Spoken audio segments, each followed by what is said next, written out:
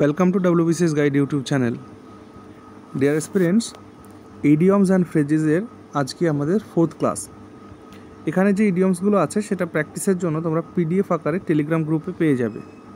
So এখন যারা Telegram group join করোনি, টেলিগ্রাম গ্রুপটা জয়েন করে নেবে, ভিডিও ডেসক্রিপশনে লিঙ্ক দেওয়া আছে। ওকে, আচ্ছা, আর এটা কমেন্টে লিখো তোমাদের এই ইডিয়মের যে সিরিজ চলছে এটা কেমন লাগছে।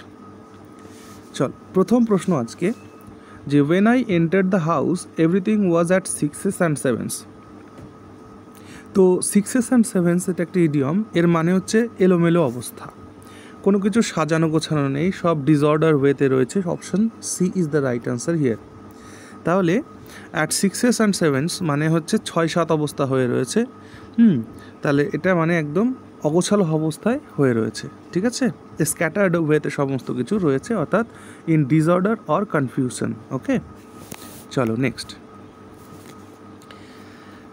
This place affords a bird's eye view of the green valley below. Okay, তো আ বার্ডস আই ভিউ মানে একটা পাখি যখন ওপরে উড়ছে তখন সে ওপর থেকে জাস্ট নিচের শহরটাকে দেখছে।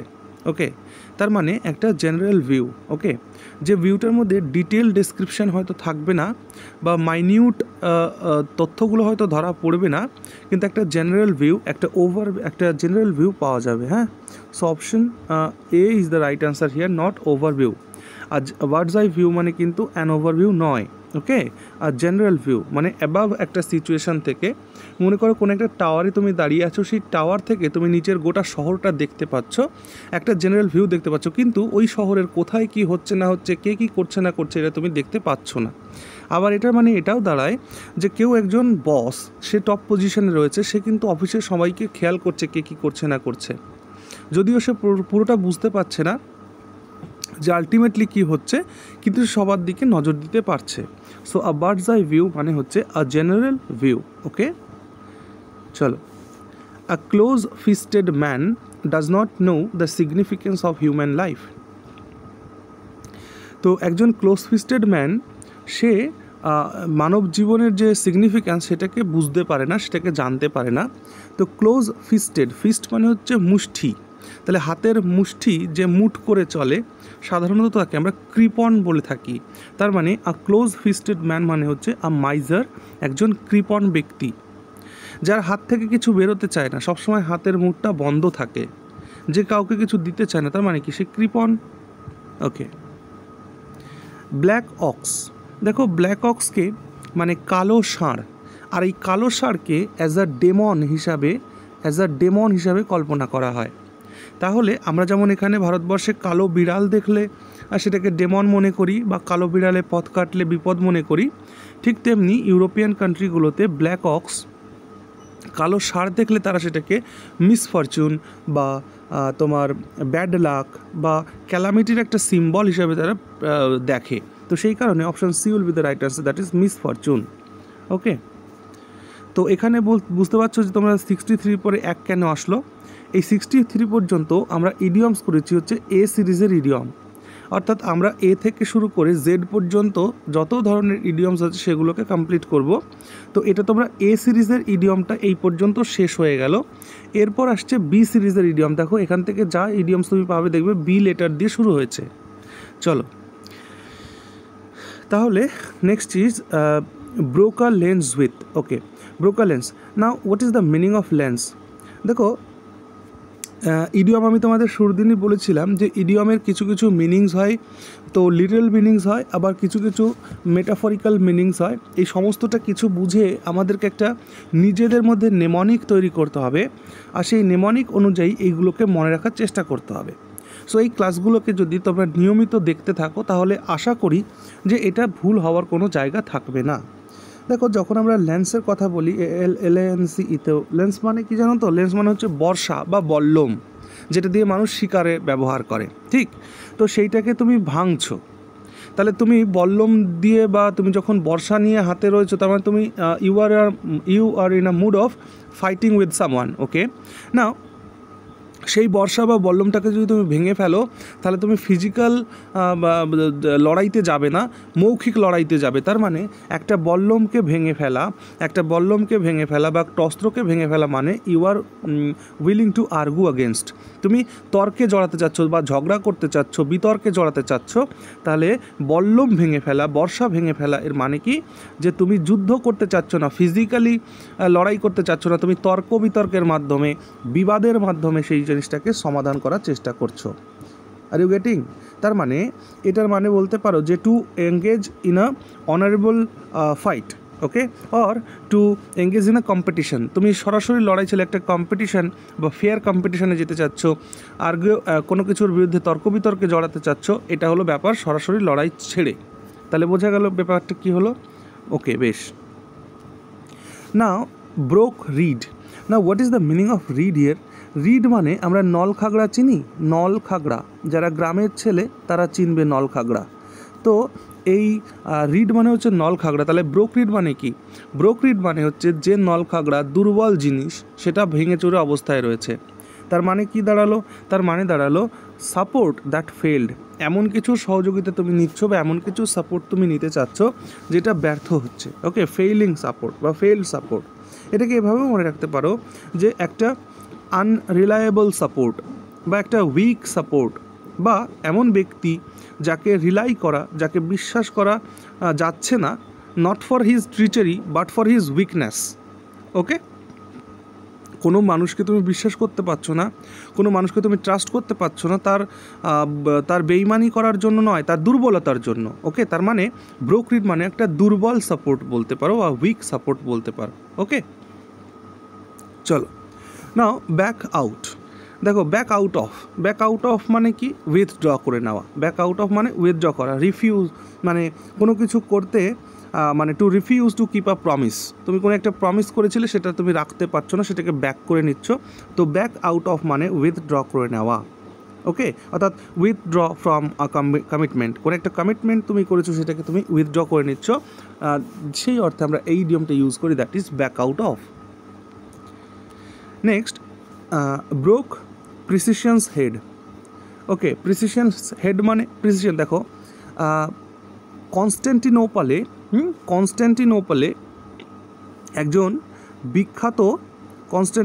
একজন বিখ্যাত গ্রামারিয়ান হয়েছিলেন, ইংরেজি গ্রামারিয়ান। তো এটা সালটা হবে কত? 525 নাগাদ, 525 এডিতে। এই সময়ে এই প্রিসিশনস নামে একজন বিখ্যাত ইংলিশ গ্রামারিয়ান ছিলেন, হ্যাঁ, এবং তিনি গ্রামারের অনেকগুলো বই তিনি লিখেছিলেন। তো সেই ক্ষেত্রে যদি কেউ ভুলভাল গ্রামার বলে বা ভুলভাল ইংরেজি যদি বলে, তাহলে তার হেডটাকে ব্রেক করার মতনই একটা আনগ্রেটফুল কাজ হয়ে যায়। So option A will be the right answer here, that is to use bad grammar use করা, ভুলভাল ইংরেজি বলা। এই ক্ষেত্রে আমরা ইউজ করি যে broke Priscian's head, okay, Priscian's head. মনে থাকবে এটা? Very good. চলো বোল্ড ফ্রম দ্য ব্লু, এটা তোমাদের হোমওয়ার্ক দিয়ে দিলাম, কমেন্ট সেকশানে লেখো, কারণ এটা আমরা প্রিভিয়াস ক্লাসে পড়েছি। এখানে কমনও থাকছে, কারণ এগুলো তাহলে রিভিশন হয়ে যাবে। এবং মনে রাখবে যে ইডিয়মসগুলো কমন আসছে বারবার করে, সেটা কিন্তু এক্সাম পয়েন্ট অফ ভিউ থেকে খুবই গুরুত্বপূর্ণ। So right it down in the comment যে এটার মিনিং কী হবে, বোল্ড ফ্রম দ্য ব্লু, ওকে। চলো, বল ইজ ইন ইউর কোর্ট। দেখো বল ইজ ইন ইউর কোর্ট মানে এখন বল তোমার হাতে, তার মানে এখন যা কিছু করবার তোমাকেই করতে হবে, ওকে। অর্থাৎ এখান থেকে অপশান পড়ে দেখো, make the right decision, the judgement is in your favour, you should catch the ball, it is up to you to decide something. So option D is the right answer here, okay. যে ball is in your court মানে কি, এখন তোমায় সিদ্ধান্ত নিতে হবে তুমি কি করবে না করবে। বোঝা যাচ্ছে কিনা যাচ্ছে না একবার বলে ফেলো তো দেখি। Very good. দেখো মেক দ্য রাইট ডিসিশন এটা ঠিক নয়, কারণ বল যদি তোমার কাছে থাকে তুমি যে রাইট ডিসিশনই সবসময় নেবে এমনটা তো নয়। তাহলে অপশান ডি সঠিক উত্তর হবে। হ্যাঁ, উত্তর করার সময় অপশানগুলোকে ভালো করে দেখে উত্তর করবে। কেন কি 2 সেকেন্ড সেভ করার জন্য যদি তাড়াহুড়ো করে উত্তর করো তাহলে ভুল হয়ে যাবে তো না। চলো ব্যাক টু স্কোয়ার ওয়ান, ওকে। দেখো ব্যাক টু স্কোয়ার ওয়ান মানে কি? ব্যাক টু স্কোয়ার ওয়ান মানে শুরুর থেকে শুরু করা। ব্যাক টু স্কোয়ার ওয়ান মানে শুরুর থেকে শুরু করা। আমরা যদি কেউ সাপ লুডো খেলেছি, সাপ লুডো, সেই সাপ লুডো থেকে এই ইডিয়মটির অরিজিন হয়েছে। দেখো ওখানে কি থাকে, স্কোয়ার করা থাকে না, 1 থাকে, তারপরে স্কোয়ারে 1 থাকে, তারপর কোথায় গেল, ও মাই গড, হ্যাঁ 1 থাকে, তারপর 2 থাকে, আবার সাপের মুখ থাকে। তার মানে তুমি তোমার যাত্রাটা চলছে, কোনো একটা সাপের মুখে পড়লে আবার তুমি 1-এ ফিরে আসলে, বা আবার তুমি নিচে কোনো জায়গায় ফিরে আসলে। এইখান থেকে কিন্তু এই ইডিয়মটা অরিজিনেট হয়েছে। তাহলে ব্যাক টু স্কোয়ার ওয়ান মানে কি, যে আবার সেই 1-এ ফিরে চলো, তার মানে আবার শুরু থেকে শুরু করো। অর্থাৎ option A is the right answer here, যে to go back to the beginning. এইভাবে প্রত্যেকটি ইডিয়মের সাথে কিছু না কিছু নেমনিক্স ইউজ করে এটাকে কিন্তু তোমরা মনে রাখতে পারো। তাহলে ব্যাক টু স্কোয়ার ওয়ান মানে কি, ব্যাক টু স্কোয়ার ওয়ান মানে শুরু থেকে শুরু করা। সাপ সিঁড়ি লুডো খাতাটা মনে রাখবে এটা। ওকে, চলো, burst your bubble. Okay, burst your bubble মানে কি, দেখো বার্স্ট ইউর বাবল মানে হচ্ছে মানে কারো আনন্দকে ধ্বংস করে দেওয়া। এটাকে কি করে মনে রাখবে? So option B is the right answer here, that is to ruin someone's happiness. কারো হ্যাপিনেসকে ধ্বংস করে দেওয়াটাই হচ্ছে বার্স্ট ইউর বাবল। ওকে, এটাকে এভাবে মনে রাখো যে ধরো একটা বাচ্চা ছেলে, সে মনের আনন্দে বাবলগাম খাচ্ছে, বাবলগাম চিবোচ্ছে এবং সেটাকে সে বাবেল হিসেবে ফোলাচ্ছে বাবলগামটাকে। এবার কেউ একজন পাশের থেকে দুষ্টুমি করে তার বাবল গামটাকে যেটা ফুলিয়েছে বেলুনের মতো, সেটাকে বাস্ট করে দিল, অর্থাৎ বাস্ট ইউর বাবল করে দিল। তার মানে সে কী হলো, তার আনন্দটা নষ্ট হয়ে গেল, সে তার হ্যাপিনেসটা ধ্বংস হলো। সো এইভাবে মনে রাখতে পারো এই ইডিয়মটাকে। ওকে, চলো, next is best thing since sliced bread. Okay, best thing since sliced bread, এটা এই ইডিয়মটা অরিজিনেট হয়েছে একটা কোম্পানির অ্যাডভার্টাইজমেন্ট থেকে। একটা কোম্পানির অ্যাডভার্টাইজমেন্ট থেকে। একটা কোম্পানি ছিল 1928 সালে এই কোম্পানিটি প্রথম এই কোম্পানিটি স্লাইসড ব্রেড বিক্রি করতে শুরু করেছিল। আগে ব্রেড পাওয়া যেত লোফ হিসেবে, মানে ব্রেডের দলা রুটি আগে বিক্রি হতো। কিন্তু সেই দলা রুটিকে এই 1928 সালে এই কোম্পানি প্রথমবারের জন্য স্লাইস করে বিক্রি করা শুরু করেছিল। এবং কোম্পানিটার নাম ছিল তোমার চিলিকোথ বেকিং কোম্পানি। কী নাম ছিল বলো? চিলিকোথ বেকিং কোম্পানি বা সিলিকোথ বেকিং কোম্পানিও বলতে পারো। তো সেই সিলিকোথ বেকিং কোম্পানি সবার প্রথম এই স্লাইসড ব্রেড বিক্রি করা শুরু করেছিল এবং তারা এই ট্যাগলাইনটাই তাদের অ্যাডভার্টাইজমেন্টে ইউজ করেছিল, যে best thing since sliced bread. Okay, তাহলে এর মিনিং কী দাঁড়াবে?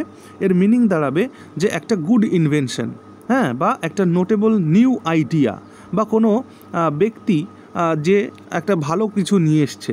So option B is the right answer will be here, that is a good invention. এখানে আই আলাদা হয়ে গেছে, কিন্তু আমি বলেছি যেগুলোকে তোমরা এক করে নেবে। আ গুড ইনভেনশন, আইটা একসাথে নিয়ে নাও ইনভেনশনের সাথে।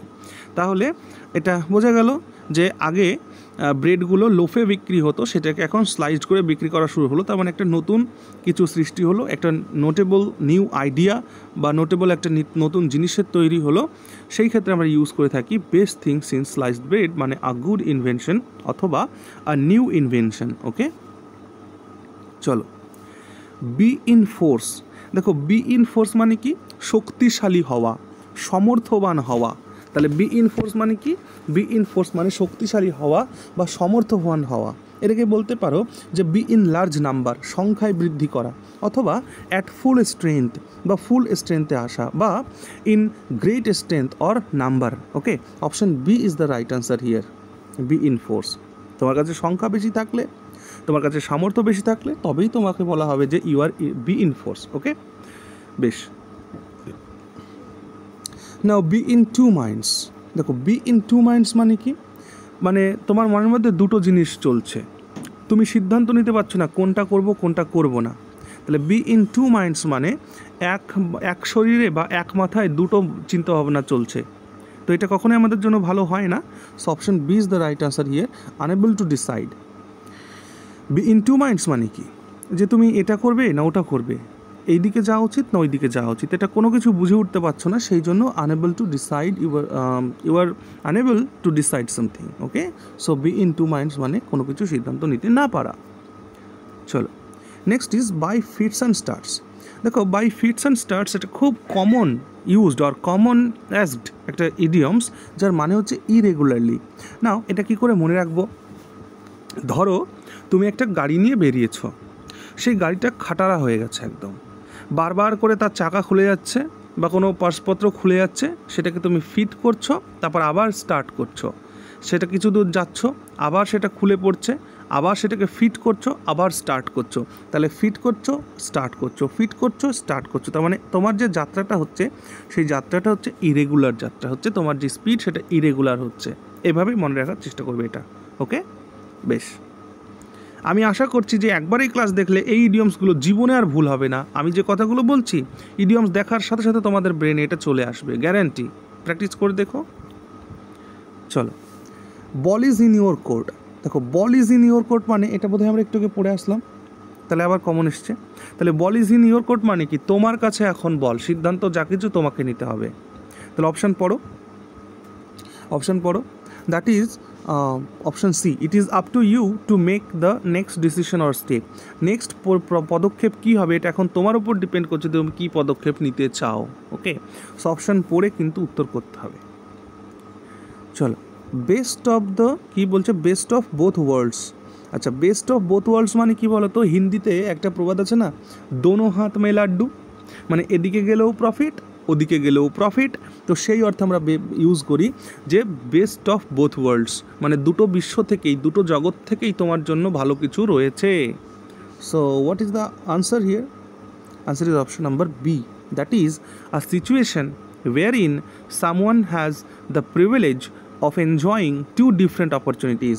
দুটো ডিফারেন্ট অপরচুনিটিসকে এনজয় করার প্রিভিলেজ যে যার কাছে আছে, সেই সিচুয়েশনটাকেই বলা হচ্ছে যে best of both worlds, that is দোনো হাত মে লাড্ডু।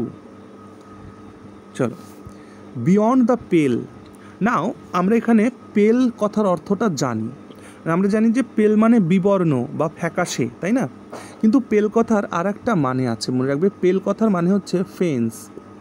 ফেন্স মানে বেড়া, যেটা আমরা বেড়া দিই না, সেই ফেন্স মানে হচ্ছে বেড়া, ফেন্সিং করি আমরা। তো সেই ক্ষেত্রে থেকে এই ইডিয়মটা মনে রাখবে যে আমার যে পরিধি বা আমার যে চৌহদ্দি, পেল মানে চৌহদ্দিও মনে রাখতে পারো। চৌহদ্দি, চৌহদ্দি একটা সুন্দর শব্দ বাংলার। চৌহদ্দি মানে সীমানা, আমার সীমানার বাইরে, তার মানে এমন কিছু যা আমি অ্যাকসেপ্ট করতে পারবো না। Okay, that is unreasonable or unacceptable. Okay, তাহলে বিয়ন্ড দ্য পেল মানে বেড়ার বাইরে বা চৌহদ্দির বাইরে। এর মানে কি দাঁড়ালো?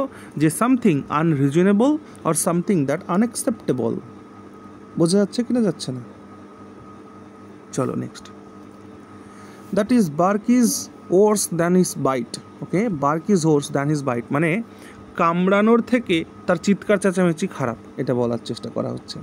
তাহলে কামড়ানোর থেকে তার চিৎকার চেঁচামেচি খারাপ মানে কি? Threat is worse than action is taken. অর্থাৎ মানে থ্রেটটাই হচ্ছে খারাপ, মানে সে কিছু করবে কি না করবে এটা পরের কথা, কিন্তু তার থ্রেট দেখেই এখন ভয় লেগে যাচ্ছে, এরকম একটা ব্যাপার। বুঝতে পারছো? মানে তার কাজের থেকে মানে থ্রেটটাই বেশি। তাহলে bark is worse than his bite. তাহলে বাইটটা হচ্ছে অ্যাকশন আর বার্কিংটা হচ্ছে তার থ্রেট। ক্লিয়ার? বোঝা যাচ্ছে? Very good. Now the idiom is but in. Now but, what is the meaning of but? আমরা জানি বাট মানে হাতল হয় না? সমস্ত মানে কোনো জিনিসের হাতল, হাতলকে আমরা বাট বলি, কিন্তু বাটের আরেকটা মিনিং আছে। এই বাট মানে হচ্ছে গুঁতো মেরে ঢোকা। বাট মানে কি? বাট মানে হচ্ছে গুঁতো মেরে ঢোকা, এটাকে আমরা কি বলি না? বাট বলি। তাহলে বাট ইন মানে কি? গুঁতো মেরে তুমি কোনো কিছুর মধ্যে ঢুকছো, তার মানে ইউ আর ইন্টারাপ্টিং সামথিং। অর্থাৎ কেউ কোনো বক্তব্য রাখছে বা কেউ কোনো কথাবার্তা বলছে, সেইখানে তুমি গুঁতো মেরে তার কথার মধ্যে ঢুকে যাচ্ছ, তার মানে you are interrupting someone's conversation. বোঝা যাচ্ছে কিনা যাচ্ছে না? Very good. চলো next is beggar description. No, beggar মানে হচ্ছে ভিক্ষুক। তো ভিক্ষুকের বর্ণনা, সেটাকে আর কী বা বর্ণনা করবে? অর্থাৎ ক্যান নট বি ডেসক্রাইবড, যে জিনিসটাকে ডেসক্রাইব করা যায় না বা যে জিনিসটাকে বর্ণনা তুমি করতে পারছো না, অর্থাৎ to unable to be described, সেই জিনিসটাই হচ্ছে বেগার্স ডেসক্রিপশন। তাহলে বেগার্স ডেসক্রিপশন মানে একটা ভিখারির বর্ণনা তুমি কী বা দেবে? তার সম্পর্কে কী বা বলার আছে বলো? সে তো নিজেই রাস্তায় লোকের কাছ থেকে টাকা চেয়ে তার জীবন ধারণ করছে, তাই না? তাহলে তার সম্পর্কে আর কী বর্ণনা দেওয়ার আছে? তাহলে বেগার ডেসক্রিপশন মানে হচ্ছে the something that can not be described. Okay, চলো, the next one is bad blood. দেখো, ব্যাড ব্লাড হওয়া মানে শত্রুতা হওয়া, hostility. Option C is the right answer, enmity. Okay, তাহলে ব্যাড ব্লাড মানে কি? কারো মধ্যে সম্পর্কের মধ্যে টানাপোড়েন চলছে, কারো সম্পর্কের মধ্যে শত্রুতার সম্পর্ক হয়েছে, সেই ক্ষেত্রে আমরা ইউজ করে থাকি ব্যাড ব্লাড। ওকে, তাহলে এই ছিল আমাদের আজকে 23টি ইডিয়মস কিন্তু আমরা আজকে করলাম। সো কেমন লাগলো ক্লাস অবশ্যই কমেন্ট সেকশনে লিখে জানিও। নেক্সট ক্লাসে আরও ভালো ভালো ইডিয়মস নিয়ে আমরা আসবো। ওকে, থ্যাংকস ফর ইউ।